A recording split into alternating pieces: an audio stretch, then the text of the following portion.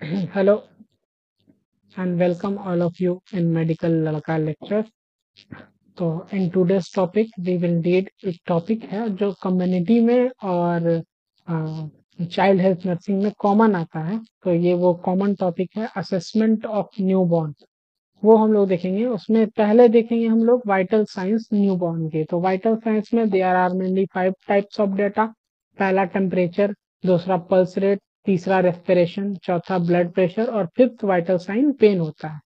ठीक है, आगे चलते हैं। Sequence of measuring vital sign. Sequence की बात करें, जब किसी पेशेंट में वाइटल साइन हम लोग असेस करेंगे तो उसका जो सीक्वेंस है, उसका जो क्रम है, हिंदी में क्रम बोलते हैं उसको, क्रम की बात करें तो पहले सीक्वेंस होता है एन फॉर नॉर्मल। नॉर्मल लोगों में सीक्वेंस होता है टी, पी, आर और BP. T for temperature, P for pulse, then respiration, then BP. तो ये नॉर्मल सीक्वेंस होता है टी, पी, आर और बीपी। इमरजेंसी कंडीशन की बात करें तो इसमें जो पल्स का असेसमेंट है, ये पल्स का जो असेसमेंट है वो पहले हो जाएगा। तो जब वो पहले हो जाएगा तो आर, पी जो है वो बाहर चला आया। तो अब हो जाएगा P, R, BP, then temperature. पहले पल्स, फिर रेस्पिरेशन, फिर ब्लड प्रेशर और सबसे आखिर में हम लोग टेम्परेचर को असेस करेंगे। न्यू बॉर्न में ये जो सीक्वेंस है, ये जो क्रम है वो चेंज हो जाता है। चेंज होकर होता है आर, पी, टी और BP. R for respiration, P for pulse, T for temperature और देन हम लोग मेजर करते हैं ब्लड प्रेशर। अगर हम बात करें कि ऐसा हम लोग क्यों करते हैं, तो आपको भी पता होता है कि न्यू बॉर्न जब पैदा होता है तो उसके दोनों लंग्स जो होते हैं वो डिसफंक्शनल होते हैं, वो काम नहीं कर रहे होते।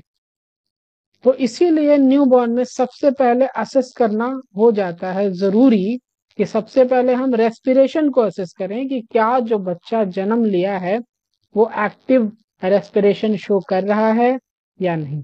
तो इसीलिए आर को पहले कर दिया, फिर पी, फिर टी, फिर बीपी। आर, पी, टी और BP. We will move to the next slides. Respiration की बात करें, नॉर्मल डेटा की बात करें तो रेस्पिरेशन होता है 30 से 60 ब्रीद पर मिनट। पल्स रेट की बात करें तो पल्स रेट होता है 120 से 160 बीट पर मिनट। यहाँ दो चीजें हैं देखने लायक हैं, सोचने लायक हैं, समझने लायक हैं कि एक में बी डॉट एम लिखा हुआ है तो वो हो गया ब्रीद पर मिनट, और एक में बी स्लैश एम लिखा हुआ है तो वो हो गया बीट पर मिनट। जो हार्ट रेट होती है वो यूनिट जो उसका होता है बीट पर मिनट, और रेस्पिरेशन की जो यूनिट होती है वो होती है ब्रीद पर मिनट। ठीक है। टेम्परेचर की बात करें, अनदर महत्वपूर्ण डेटा जो है टेम्परेचर की बात करें तो टेम्परेचर जो होना चाहिए न्यू बॉर्न का वो होना चाहिए 36.5 डिग्री सेल्सियस से 37.5 degree Celsius. Got it. 36.5 to 37.5 degree Celsius ये न्यू बॉर्न का टेम्परेचर होना चाहिए। आगे चलते हैं। तो आगे है बीपी। बीपी न्यू बॉर्न की बीपी क्या होना चाहिए? BP blood pressure. तो सिस्टोलिक बीपी जो नया नया नवे बच्चा है, सिस्टोलिक बीपी होती है उसकी 60 से 80 एम ऑफ एच जी, और डायस्टोलिक बीपी होती है 40 से 60 of M of G. M H G क्या है? तो बीपी का यूनिट है, ब्लड प्रेशर का यूनिट है। We will move further to the next slides. ठीक है, अब ये जो डेटा है ये जरा ध्यान से देखें।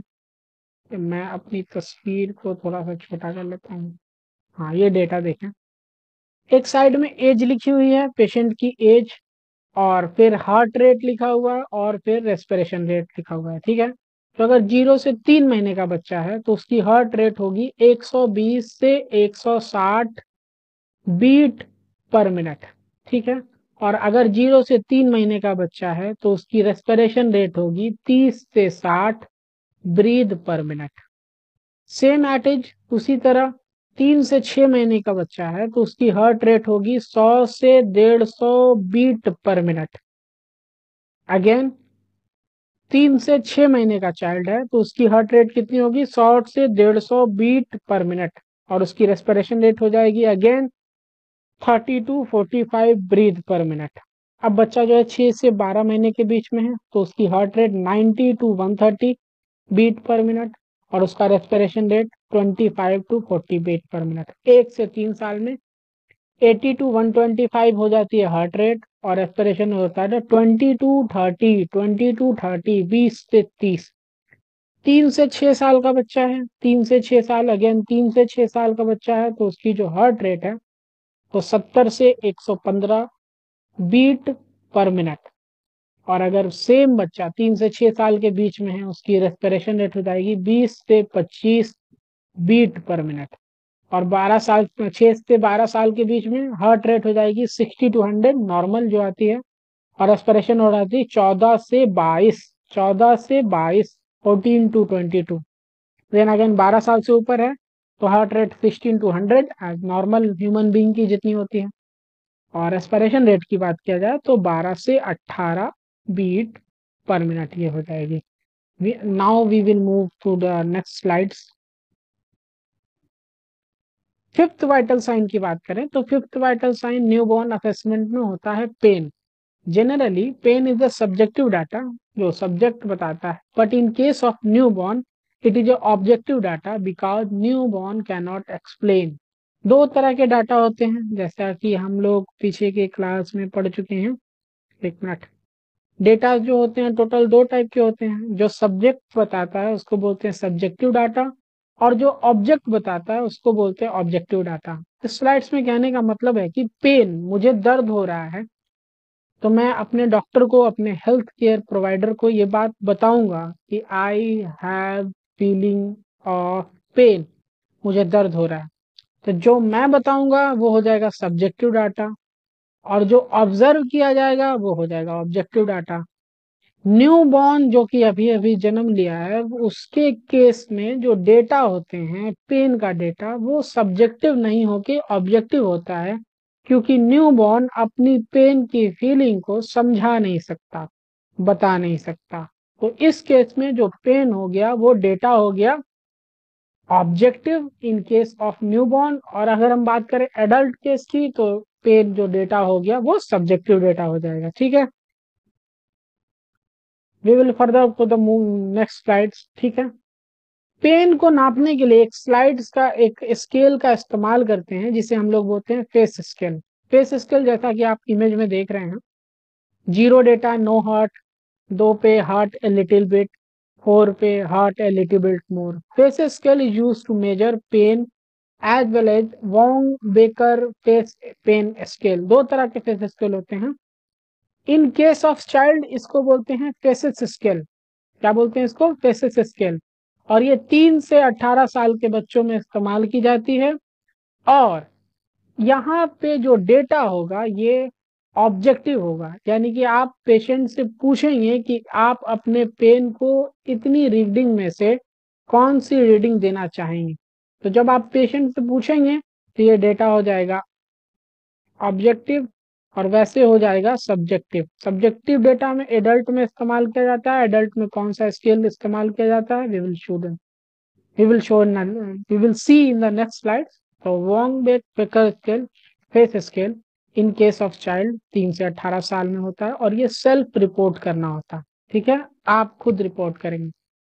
In this scale, severity of pain is assessed by facial expression. We will further move to the next slides to see how. Oh,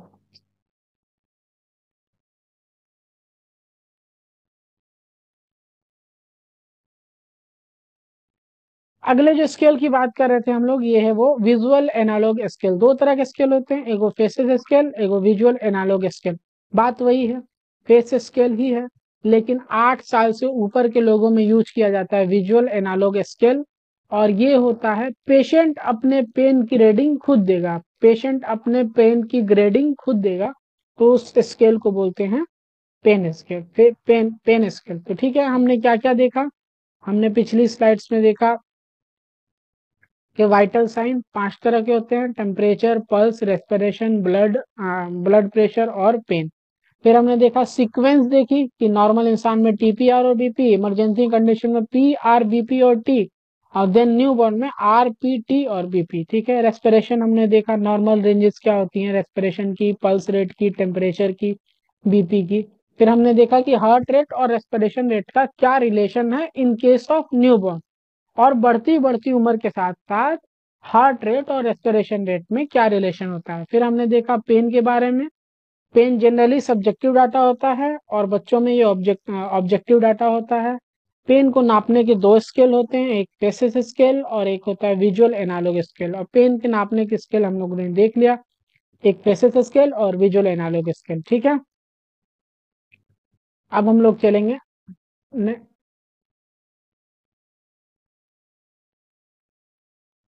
तो आज की वीडियो यहाँ ही तक।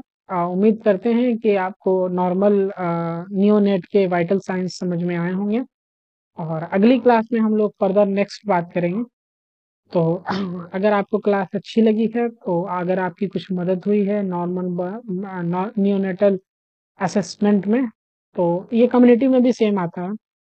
तो उम्मीद करता हूँ आपको क्लास पसंद आई होगी। तो आप वीडियो को सब्सक्राइब करें और लाइक का टारगेट रखते हैं। मैं जनरली अपनी वीडियो में लाइक का टारगेट नहीं रखता, तो लाइक का टारगेट इस बार रखते हैं 25 लाइक्स। ठीक है, उम्मीद करता हूँ आप लोग सपोर्ट करेंगे। और अगर नए आए हैं तो सब्सक्राइब कीजिए, और अगर पुराने हैं तो अपने दोस्तों में शेयर कीजिए। अगली वीडियो जब आएगी तो हम लोग बात करेंगे लंग कैपेसिटी और रेस्पिरेशन की। तब तक के लिए नमस्कार।